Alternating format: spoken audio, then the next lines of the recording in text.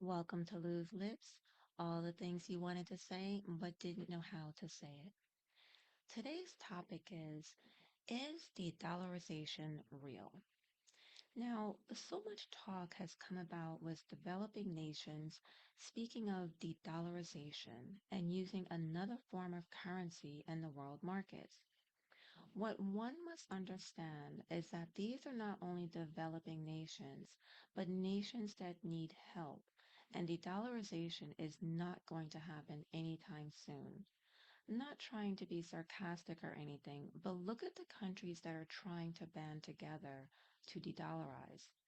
These are either countries in severe turmoil or countries that are third world and need the help of other countries to even exist.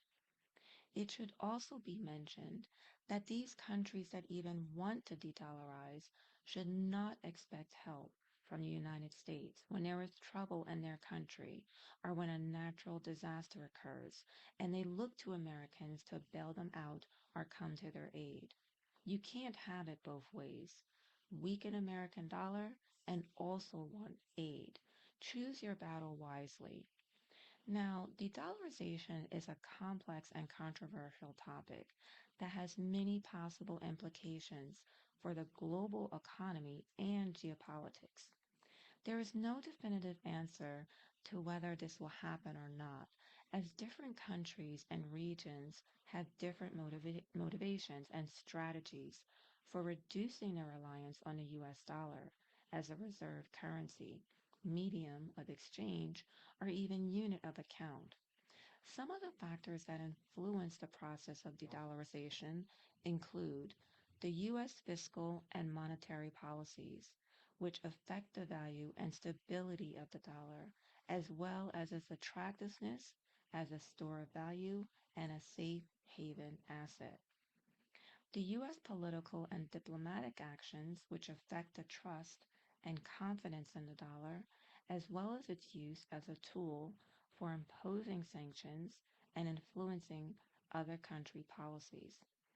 Now, some of the countries that now want to join BRICS are under heavy sanctions from the US, so it makes sense that they want to use a different currency. The development and innovation of alternative currencies and payment systems, such as the euro, Chinese yuan, the Russian ruble, the special drawing rights, cryptocurrencies, and digital currencies issued by central banks. The trade and financial integration and cooperation among countries and regions, which affect the demand and supply of different currencies, as well as their diversification and substitution. Now, according to some sources, de-dollarization is already happening to some extent, as countries like China, Russia, India, Brazil, South Africa, Iran, Turkey, Venezuela, and others have been increasing their use of local currencies or other reserve currencies in their trade and financial transactions. However, according to other sources, de-dollarization is a fantasy detached from economic logic and reason, as the dollar still has many advantages over other currencies in terms of liquidity, depth, network effects, legal certainty, and institutional strength. Moreover, the dollar is still by far the most widely held reserve currency in the world, accounting for about 58% of global reserves in 2023, compared to about 20% for the euro, 6% for the yen, 2% for the pound sterling, and less than 2% for the yuan. So when you talk about de-dollarization, you face not only an uphill battle, but a long road ahead to find another currency that will be a match to this. I was actually reading an article the other day about a country, I believe it was Zimbabwe, was trying to use their own currency and not rely on the dollar. But their currency ended up going bankrupt, and some of the stores switched back to the dollar because the dollar was stronger than their own currency. These are the type of stories you will hear from developing nations that try to get away from the dollar. Many of the BRIC nations have trouble with their own currency, and it is not strong enough to stand up to the dollar. And with all that is happening in China right now, their yuan will not be worth anywhere near the dollar. Therefore, it is unlikely that de-dollarization will happen in a sudden or dramatic way, but rather in a gradual and partial way, depending on the changing economic and political conditions in the world. The dollar may lose some of its dominance and influence over time, but it will not be replaced by any single currency or system anytime soon. Some countries want to get away from the dollar for various reasons, such as they want to reduce their exposure to the risk and uncertainties associated with the U.S. monetary and fiscal policies, which can affect the value and stability of the dollar, as well as its attractiveness as a store of value and a safe haven asset. But developing nations need to understand that the United States is a powerhouse. There is no reason why the dollar is going to go away anytime soon, unless there is a total collapse of the economy and the United States becomes a developing or third world country. Now, some countries also want to get away from the dollar because they want to lower their costs and increase their competitiveness in international trade, especially with emerging markets, by using local currencies or other reserve currencies that are more aligned with their economic interests and preferences. Countries may want to lower their costs, but in order to do so, they need to prop up their own economies. It should be noted that many of the countries that want to de-dollarize are not only developing countries, but also corrupt countries. Now, some countries also want to diversify their sources of energy and trade partners and reduce their dependence on a U.S. dominated oil market, which is largely dominated in dollars, the petrodollar system. The reason for this is the dollar is strong, and even though there are fluctuations, there are never enough fluctuations to bring the dollar down to a collapse. Now, countries also want to challenge the U.S. hegemony and influence in global affairs and resist the U.S. sanctions and restrictions that are imposed through the dollar based financial system. This brings me back to corrupt countries that are trying to get away from sanctions. I know a lot of people in the beginning believed that sanctions against Russia would not work or were not working, but they are. Yes, they are working, and it does affect the majority of the population as opposed to the oligarchs and elites. But in the long run, Russia is suffering. Of course, it would have been better if they had suffered earlier, but it will take time and a long time for Russia to come out of this. But then again, Russia is run as a mob mentality. In other words, the people at the top benefit before the little people do. And now that the sanctions are affecting the people at the top as well as the bottom, it only makes sense that Russia is looking for an alternative currency. Why and should we even care about the topic of de-dollarization? Now, de-dollarization can have significant implications for the global markets and trade, as well as for the U.S. economy and its foreign policy. For example, de-dollarization can affect the demand and supply of dollars, which can influence the exchange rate and inflation. It can also affect the U.S. ability to finance its deficits and debt, as well as its leverage over other countries through sanctions and financial surveillance. Therefore, we should care about topics of de-dollarization because they reflect the changing dynamics and challenges in the global economy and politics, and they may even have significant impacts on our lives and interests in various ways. The dollar is a very important currency in the global economy as it is widely used for trade, transactions, reserves, and payments. Here are some facts and figures to illustrate the size and role of the dollar in the world. Now, according to the Bank of International Settlements, the dollar is involved in about 88% of all international trade transactions. This shows how strong and important the dollar is in the global economy. Now, according to the IMF, the dollar comprised 59% of globally disclosed official foreign reserves in the fourth quarter of 2020.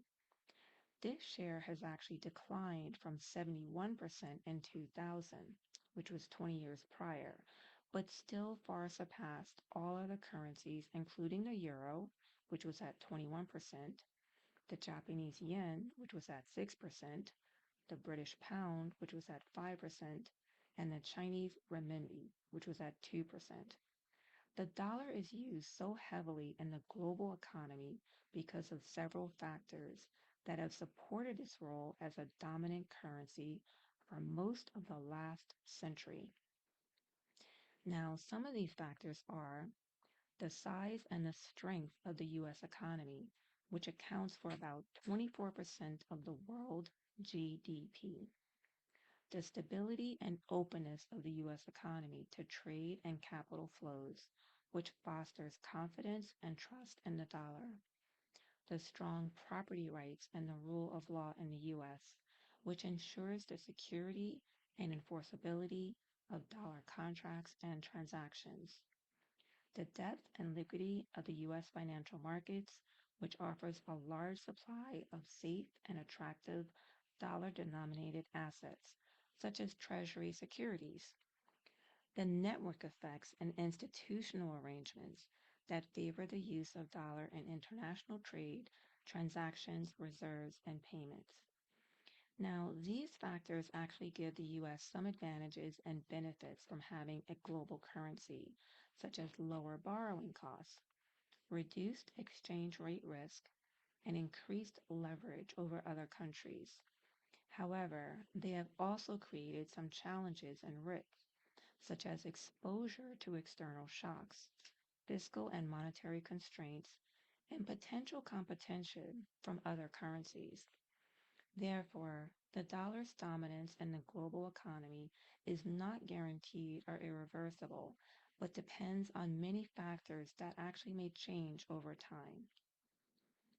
Now, according to the Federal Reserve Board, the value of the dollar against major currencies has remained broadly unchanged over the past 2 decades, but there have been significant fluctuations in between.